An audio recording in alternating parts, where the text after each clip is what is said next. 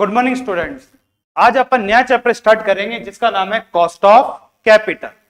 अब cost of capital क्या होता है? जैसे आपको सबको पता है कॉस्ट का मतलब अपना क्या होता है? एक्सपेंसेस। किसी भी चीज को बनाने में जो पैसा खर्च होता है उसकी क्या कहलाती है? कॉस्ट। मतलब कॉस्ट का मतलब क्या हो गया? एक्सपेंस। सेकंड क्या है? कैपिटल। कैपिटल का मतलब क्या होता है? बिजनेस में जो पैसा अपन इन्वेस्ट करते हैं उसको अपन क्या बोलते हैं? कैपिटल। तो कॉस्ट ऑफ कैपिटल का मतलब क्या हो गया कि बिजनेस में जो पैसा आपने इन्वेस्ट किया उस पे अपना कितना खर्चा हो रहा है उसी को क्या बोला जाता है? कि कॉस्ट ऑफ कैपिटल। तो कॉस्ट ऑफ कैपिटल का मतलब क्या हो जाता है? बिजनेस में जो अपन पैसा इन्वेस्ट करते हैं, किसी भी प्रोजेक्ट में जो पैसा लगाते हो उस पैसे पे आपका क्या खर्चा होगा उसी को क्या बोला जाता है? Cost of capital. अब बात करें बिजनेस में पैसा आने के सोर्सेस क्या होते हैं। तो बिजनेस में पैसा आने के दो सोर्सेस हो सकते हैं। एक तो पैसा खुद कौन लगाता है बिजनेस के अंदर? ओनर। जो सोल प्रोप्राइटरशिप होगी उसमें पैसा कौन लगाएगा? ओनर्स लगाता है। अगर खुद के पास पैसा कम पड़ जाता है तो वो पैसा कहां से लेके आ सकता है? आउटसाइड, यानी दूसरे लोगों से भी लेके आ सकता है। तो एक तो बिजनेस में आपके पैसा किस टाइप से लगा? ओनर के थ्रू। या पैसा कैसे लगाएगा वो? आउटसाइड। अब बात करें कंपनी में, तो आपको पता है भैया कंपनी में जो ओनर्स होते हैं उनके पास कौन से शेयर्स होते हैं? Equity shares. और जो आउटसाइड पर्सन होते हैं उनके पास कौन से होते हैं? Preference shares. तो ऐसे कह सकते हैं कंपनी में पैसा जो लगता है वो ओनर के थ्रू जो लगता है वो क्या कहलाते हैं? आपके इक्विटी शेयर्स। आउटसाइड से जो पैसा आता है वो आपके दो टाइप से आ सकता है कंपनी में। या तो कैसे आ सकता है? अपने प्रेफरेंस शेयर्स से, या कैसे आ सकता है? Debenture and loan. तो शॉर्ट में कहा जा सकता है कि कंपनी में पैसा कितने टाइप से आ सकता है? इक्विटी से, प्रेफरेंस शेयर्स से एंड डिबेंचर से। यानी बिजनेस अपना क्या चलता है? Long term. और कैपिटल का मतलब क्या होता है? बिजनेस में जो पैसा लॉन्ग टर्म रहा, मतलब जो फंड आपके पास लॉन्ग टर्म रहते हैं बिजनेस में, वही क्या कहलाती है? कैपिटल। तो कंपनी में लॉन्ग टर्म फंड्स यानी लॉन्ग टर्म पैसा लाने के तीन सोर्सेज होते हैं। एक होता है इक्विटी शेयर से, एक होता है प्रेफरेंस शेयर्स, एक होता है डिबेंचर, या जिसको अपन क्या कह सकते हैं? लोन भी कह सकते हैं। तो अपन को क्या निकालना है कि इस पे कंपनी का कितना खर्चा आएगा। तो अभी जो अपन कॉस्ट निकालना देखेंगे वो किसकी बात करेंगे? अपन डिबेंचर की। आज अपन के लिए किसकी बात करेंगे? डिबेंचर की।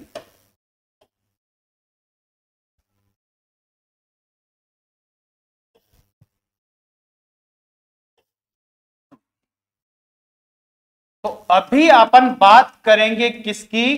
कॉस्ट ऑफ डिबेंचर की। तो कॉस्ट ऑफ डिबेंचर को शॉर्ट में क्या बोला जाता है? केडी। अब कॉस्ट के बेस पे डिबेंचर कितने टाइप के? वैसे डिबेंचर टोटल 8 टाइप के होते हैं, पर यहां पे अपन को क्या कैलकुलेट करनी है? कॉस्ट। तो कॉस्ट के बेस पे अपन डिबेंचर लेते हैं आपके 2 टाइप्स के। एक तो होते हैं नॉन रिडीमेबल और एक आपके क्या होंगे? रिडीमेबल। तो कॉस्ट के बेस पे अपन डिबेंचर लेते हैं 2 टाइप्स के, नॉन रिडीमेबल और एक रिडीमेबल। अब डिफरेंस किसका होता है? सबको पता है रिडीमेबल। रिडीमेबल का मतलब क्या होता है? रिडम्पशन, यानी कि रीपेमेंट। जब कंपनी अपने डिबेंचरों को उनका पैसा वापस क्या कर देती है? पे कर देती है, उसे अपन क्या बोलते हैं? रिडम्पशन। अब नाम से तो क्या लग रहा है? रिडीमेबल, जिनको कंपनी पैसा पे करेगी। नॉन रिडीमेबल, जिनको कंपनी पैसा नहीं पे करेगी। नाम से तो ये लग रहा है, बट ध्यान रखना लोन कोई सा भी हो चुकाना पड़ेगा ही पड़ेगा। बस फर्क एक किस चीज का होता है? टाइम्स का। एक ऐसे डिबेंचर जिनका कंपनी क्या करती है, फिक्स टाइम बाद पेमेंट कर देती है, वो कौन से कहलाते हैं, रिडीमेबल डिबेंचर। और जिनका कोई टाइम फिक्स नहीं होता वो कौन से कहलाते हैं, नॉन रिडीमेबल। तो दोनों में फर्क केवल किसका होता है, टाइम का। अगर आपको टाइम पहले से पता है कि इनको अपन को कब पैसा पे करना है, तो वो कौन से डिबेंचर कहलाएंगे, आपके रिडीमेबल डिबेंचर। जिनका अपन को ये ही पता नहीं इनको पैसा कब पे करेंगे, वो कौन से कहलाएंगे, नॉन रिडीमेबल। अब इसको अच्छे से बताने के बाद अपन छोटा सा एग्जांपल ले लेते हैं, उसमें इस चैप्टर का बेस आ जाएगा कि इस चैप्टर में है क्या। फॉर एग्जांपल, मान लेते हैं अपन कहां पे जा रहे हैं, बैंक में। क्या लेने के लिए, लोन लेने के लिए। कितने का लोन, 10 लाख का। तो अपन बैंक में गए, कितने का लोन लेने, 10 लाख का।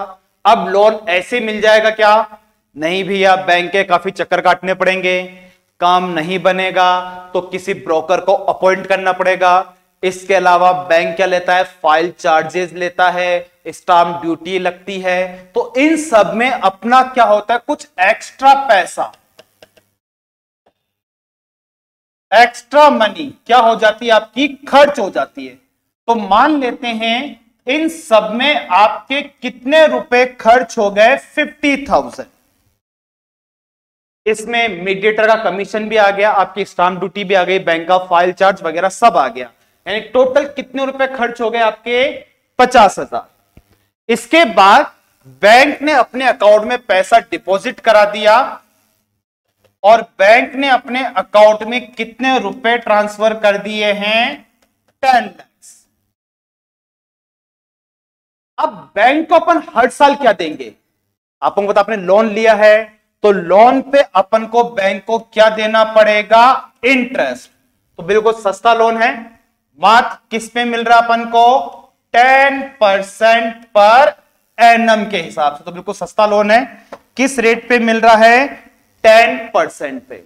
तो ध्यान रखना, जो एक्स्ट्रा पैसा खर्च होता है ये कोई कॉस्ट का पार्ट नहीं होता।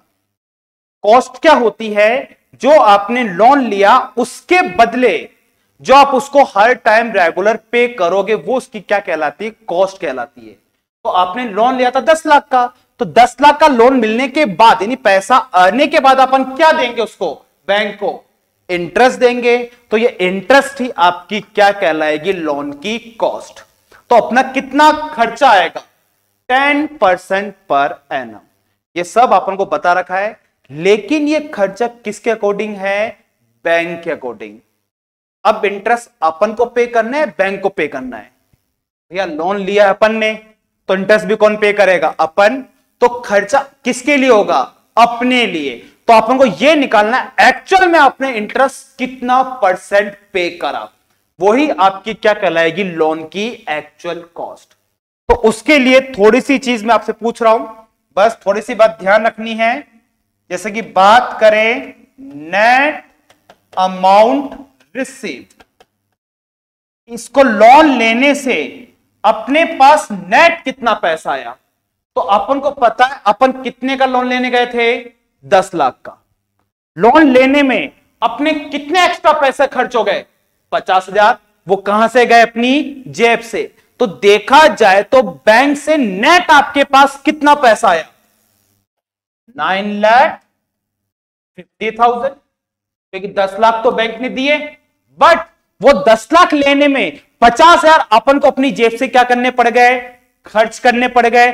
तो अपनी जेब में नेट कितना पैसा आया, 9.5 लाख। अब बात की जाए बैंक अपन से हर साल क्या लेगा, इंटरेस्ट। अब इंटरेस्ट तो लेगा किस पे, 10 लाख पे, क्योंकि बैंक ने तो अपन को कितना पैसा दिया है, 10 लाख दिया है। तो बैंक अपन से इंटरेस्ट किस पे लेगा, 10 लाख पे लेगा। लेकिन अपन बात करें अपने पास नेट कितना पैसा आया, 9.5 लाख। अपने पास 9.5 लाख आया, पर बैंक वसूल किस पे करेगा, 10 लाख पे। अगर अपन अपने हिसाब से देखें तो अपन को इंटरेस्ट किस पे देना चाहिए, सीधी सी बात है भैया, जितना पैसा अपने पास आएगा अपन इंटरेस्ट उसी पे देंगे। तो अपने पास पैसा कितना आया, 9.5। तो अपने हिसाब से इंटरेस्ट लगना चाहिए था 9.5 पे, पर बैंक वसूल करेगा कितने पे? 10 लाख पे।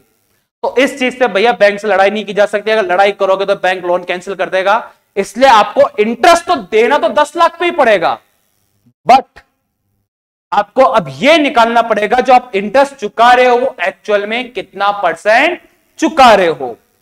तो बताओ अपन इंटरेस्ट कितना चुका रहे हैं। तो लोन लिया कितने का था अपन ने बैंक से? 10 लाख। किस रेट पे लिया? 10%।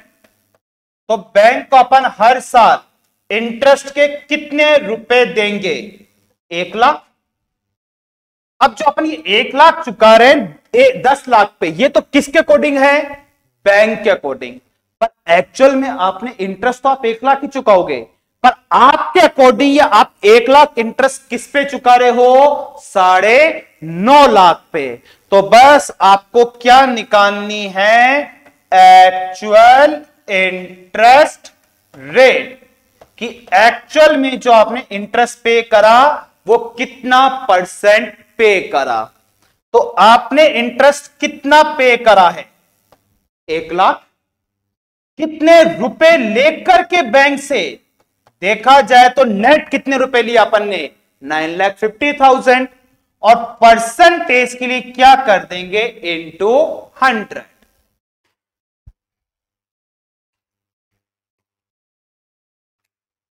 तो ये अपना आ जाएगा 10.526%।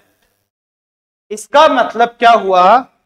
बैंक बोल तो रही है कि भैया 10% इंटरेस्ट पे लोन हुआ है आपका, पर एक्चुअल में आप इंटरेस्ट 10% नहीं 10.5% के करीब पे कर रहे हो। यही आपके कॉस्ट ऑफ कैपिटल चैप्टर का बेस है। अब बेस क्या है कि सब कुछ क्वेश्चन में गिवन होगा कि आपका खर्चा कितना परसेंट हो रहा है, क्या हो रहा है, लेकिन आपको क्या निकालना है? आपका जो खर्चा हुआ वो एक्चुअल में कितना परसेंट आपका खर्चा हो रहा है। मतलब इस चैप्टर में सब गिवन होगा, बस आपको निकालना है एक्चुअल में आपका खर्चा कितना लग रहा है। तो अपन को पता है बैंक बोल 10% रही थी, पर जब अपन ने देखा 1 लाख का इंटरेस्ट चुका रहे अपन 10 लाख पे, वो तो किसके अकॉर्डिंग है? बैंक के अकॉर्डिंग। पर आपके पास नेट पैसा कितना आया? 9.5 लाख। तो आपको 9.5 लाख पे देना चाहिए था इंटरेस्ट, तो आपको देना तो 10 लाख पे पड़ेगा। बस अपन क्या निकाल लेंगे? आपकी एक्चुअल इंटरेस्ट रेट। तो आपने 1 लाख रुपए का इंटरेस्ट चुकाया, कितने रुपए नेट लेकर के? 9.5 लाख। तो आपका इंटरेस्ट क्या पड़ गया? 10.5%। यही इस चैप्टर का बेस है। तो बस कॉस्ट ऑफ डिबेंचर निकालने का फॉर्मूला भी सेम यही रहता है। फॉर्मूला क्या रहेगा? डिबेंचर भी एक टाइप का क्या होता है? लोन, यानी कि इंटरेस्ट जो अपन इंटरेस्ट पे करा, डिवाइड दे देंगे किसका? एनपी, और परसेंटेज के लिए क्या कर लेंगे? इनटू 100। एनपी, एनपी का मतलब क्या होता है आपका? Net profits. या तो इसको आप नेट प्रोसीड्स भी बोल सकते हो, या इसकी जगह आप नेट रिसिप्ट भी बोल सकते हो, या नेट रिसिप्ट भी आप लिख सकते हैं, यानी कि एनपी भी कर सकते हैं या एनआरबी कर सकते हैं, यानी कि नेट रिसिप्ट, कि नेट आपके पास कितना पैसा है। तो यही चैप्टर का बेस है। बस आपको देखना है कितना आप खर्चा कर रहे हो, कितना पैसा आपके पास आया, और कॉस्ट किस में आएगी? आपकी परसेंटेज में। उसके लिए क्या कर लेंगे? इनटू 100। तो आपका बस डिबेंचर निकालने का आपका फॉर्मूला क्या रहेगा? आई अपॉन एनपी इंटू 100। ये ध्यान रखना, ये जो कॉस्ट आएगी आपकी, ये कौन सी आएगी? Before tax. क्योंकि डिबेंचर को इंटरेस्ट कब देते हैं? टैक्स से पहले। अगर कई बार क्वेश्चन में अपन से क्या पूछ लेता है? After tax. तो आफ्टर टैक्स कैसे निकालेंगे? केडी बिफोर टैक्स जो आएगा अपना आंसर, उसको इंटू कर लेंगे 1 माइनस टी से। अब बात यह आती है कि आपका नेट प्रोसीड्स या नेट रिसिप्ट कैसे निकलेगा, कि नेट आपके पास कितना पैसा आया वो अपन कैसे निकालेंगे। तो सीधी सी बात है,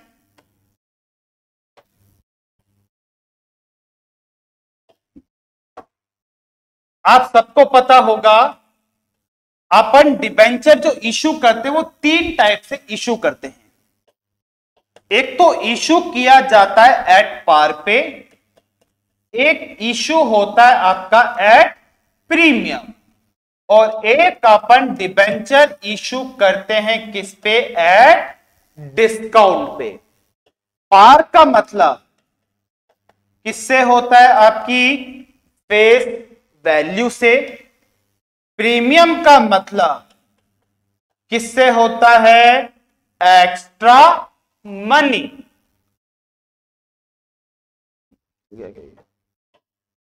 और डिस्काउंट, डिस्काउंट का मतलब किससे हो जाता है, अपना रिड्यूस मनी से। मतलब आप सबका पढ़ा हुआ है, वैसे 12th में ही आ जाता है अपने।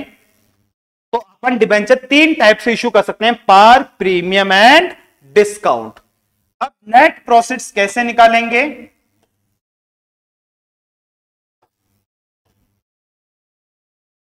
बस आपकी net receive and net profits कैसे निकलेगी। सबसे पहले हमेशा क्या लिखी जाएगी, डिबेंचर की फेस वैल्यू, अगर पार पे इशू करा तो। अगर अपन ने डिबेंचर किस पे इशू करा, प्रीमियम पे, तो कंपनी के पास पैसा ज्यादा आएगा कि कम रिसीव होगा, ज्यादा रिसीव होगा, तो बस प्लस कर देंगे किसको, एसपीआर को, सिक्योरिटी प्रीमियम रिजर्व। अगर आपने डिबेंचर किस में इशू करे, डिस्काउंट मतलब सस्ते में कंपनी ने बेचे, तो कंपनी के पास पैसा ज्यादा आएगा कि कम आएगा, कम आएगा, तो यहां माइनस कर देंगे अपन किसको, डिस्काउंट को। तो ये निकल जाएगा कि पब्लिक से आपने कितने रुपए लिए। तो बस नेट प्रॉफिट्स कैसे निकालते हैं, अगर आपने पार पे इशू करा तो फेस वैल्यू उतना पैसा आएगा, प्रीमियम में पैसा क्या आएगा, ज्यादा, प्लस कर देंगे, डिस्काउंट में पैसा कम आएगा, क्या कर देंगे, माइनस। बस अगर क्वेश्चन में अपन को एक्स्ट्रा क्या बता दे, इशू एक्सपेंसेस और बता रखे हो, तो उसे भी अपन क्या कर देंगे, माइनस। अगर वो बता रखे हो तो जैसे इसको अपन करेंगे, ये आपकी क्या आ जाएगी, नेट प्रोसीड्स, या इसे अपन क्या बोल सकते हैं, नेट रिसीव भी बोल सकते हैं। बस ये निकलने के बाद वही कुछ नहीं करना, वही अपन अपने फॉर्म में पुट कर देंगे और अपना आंसर आ जाएगा। इंटरेस्ट निकालना सबको पता है, डिबेंचर के आगे हमेशा एक परसेंटेज आती है, वो ही उसकी क्या कहलाती है, इंटरेस्ट रेट। तो ये तो अपन इस चैप्टर का बेस बता रहे थे, कल अपन इसका क्वेश्चन लेंगे नेक्स्ट क्लास के अंदर। Okay students.